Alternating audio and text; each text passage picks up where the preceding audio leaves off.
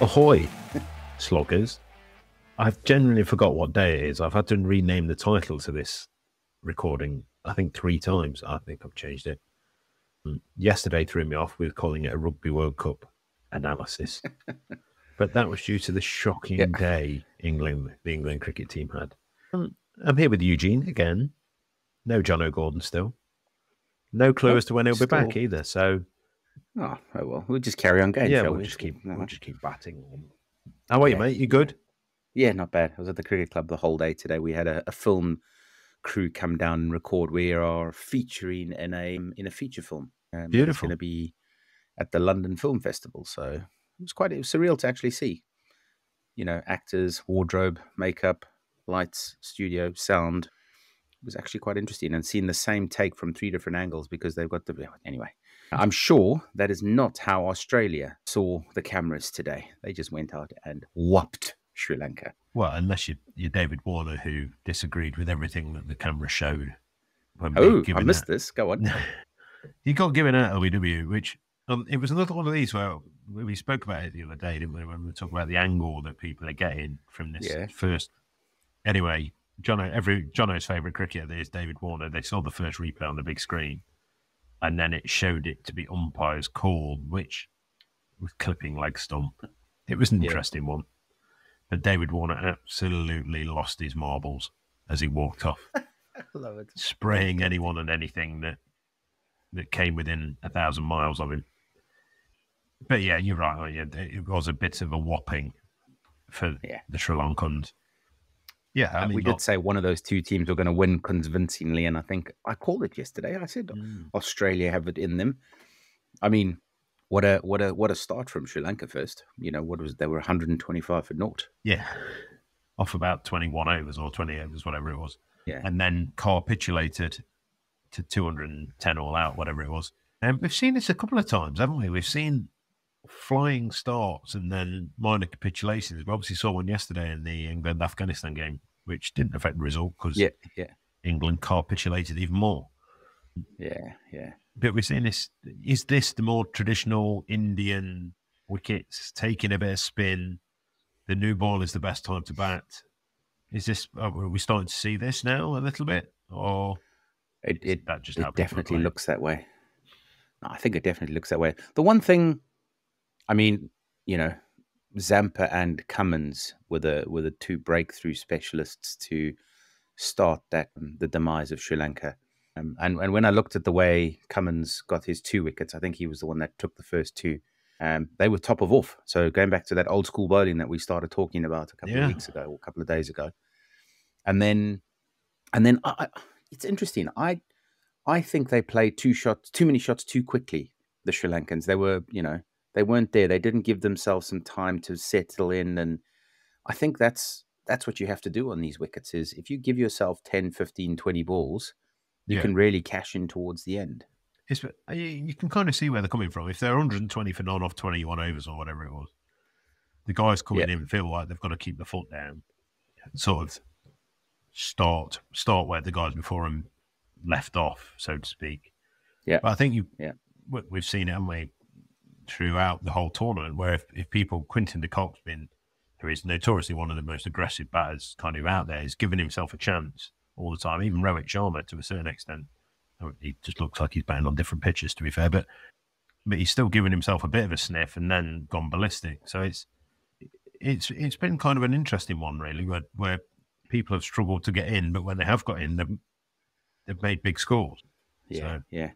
I'm extremely disappointed in Josh Inglis, because he got out when he really shouldn't have. And if he didn't get out, Australia would have won by 6 wickets and would have given me the result I needed in Super Brew, of which is easy. And instead, it is comfortable, which has cost me a point. So once again, the Aussies are screwing everything up for me. I actually haven't had a look at Super Brew the last couple of days, so I'm just diving on now. Jono also went easy. I'm trying to see what you did, yeah? Oh, I'm looking at round 1. That's not at all correct. No. I got it right. I got it all right today. Australia comfortable. There you go. Yesterday, obviously, let a lot of people down, I think. But I think I'm actually doing pretty steady. I'm up 14 places in the Slogging It League. Wow. Cracky. So where are you then? What position are you in now? The leaderboards. Bear with. I'm 32nd. Oh, my word. Oh, well done. I'm 25th. We're having an absolute stormer climbing the leaderboard. I'm on the same. I'm on the same points as you. Are you? Yeah. Oh, I'm on 24. 14 points.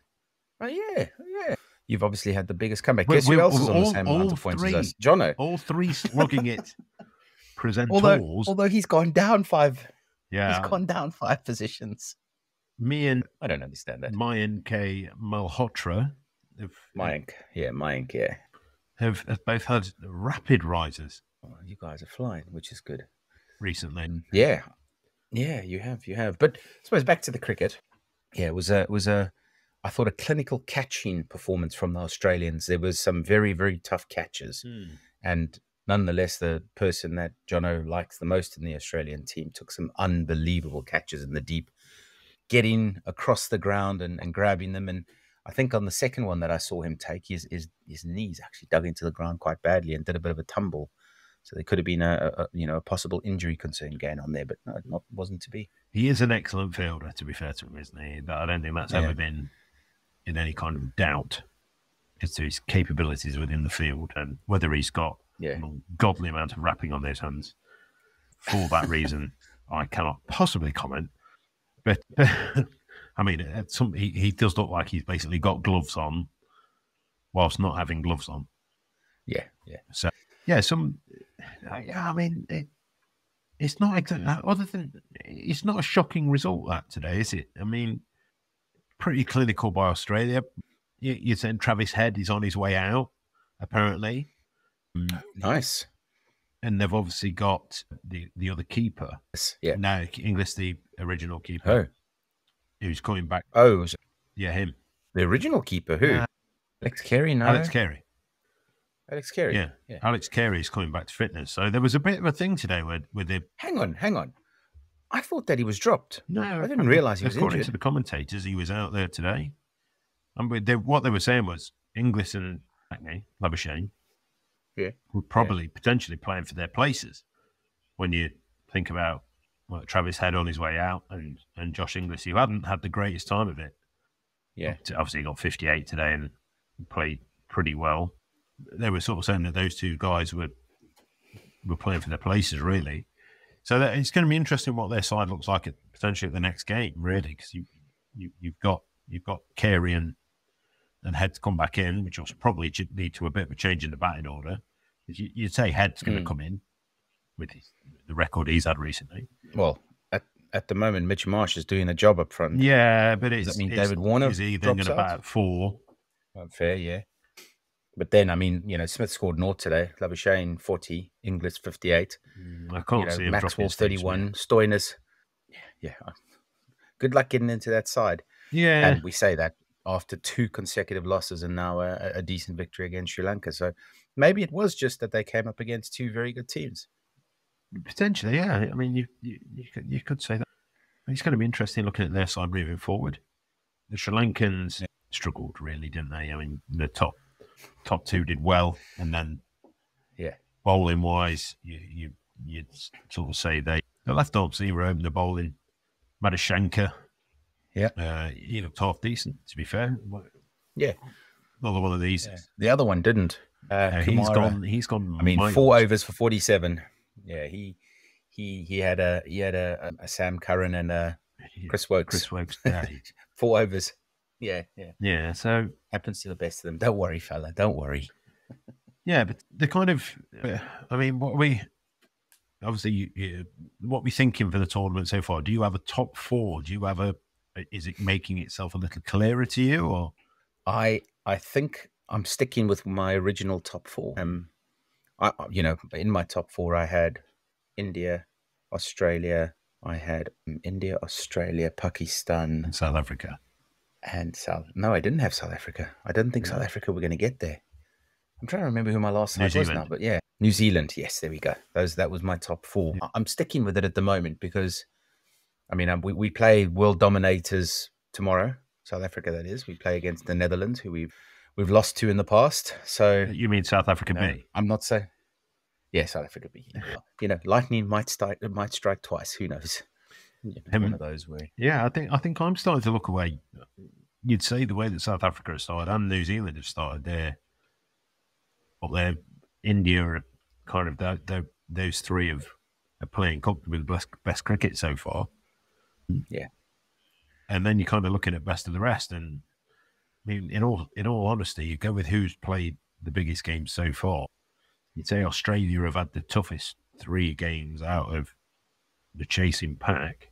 Yes, and they've got you probably said the easier running. They've got all the minnows to play, including England and Pakistan. So you'd probably say that they're in there as your favourites for your 4th spot at the minute, but still all to play for. One question I've got for you. Yesterday you did have a question. Yes, with the 4 countries that could still win the Rugby and Cricket World Cup. I know there's a devious one in there somewhere because the 3 obvious ones are England, South Africa, and New Zealand. I'm guessing it's something to do with the Netherlands and South Africa again. No, that's incorrect. No, it was because who are England? That might give it away. Who are England? It's not just England, is it? It's the English and Welsh cricket board. Well, yeah. So they're out at the time of recording. Yeah, exactly. Flappy Man is out of the World Cup. Yeah, at the time of recording on Saturday, when Wales were still having half a chance, they were available. But yeah, there's only 3. There's only how many now? There's only 3 now available. I will say this though, that there is one side in the Rugby World Cup semi-finals that is unbeaten, and that is England. Which everyone else has lost a game. I mean, that is clinging on.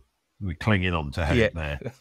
But, well, I don't even quite know how to justify that with a semi-sensible comment. Yeah.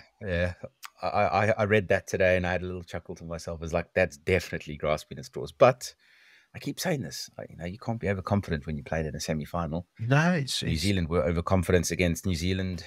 New Zealand were overconfident against England, sorry. And the last one, England beat them. Yeah.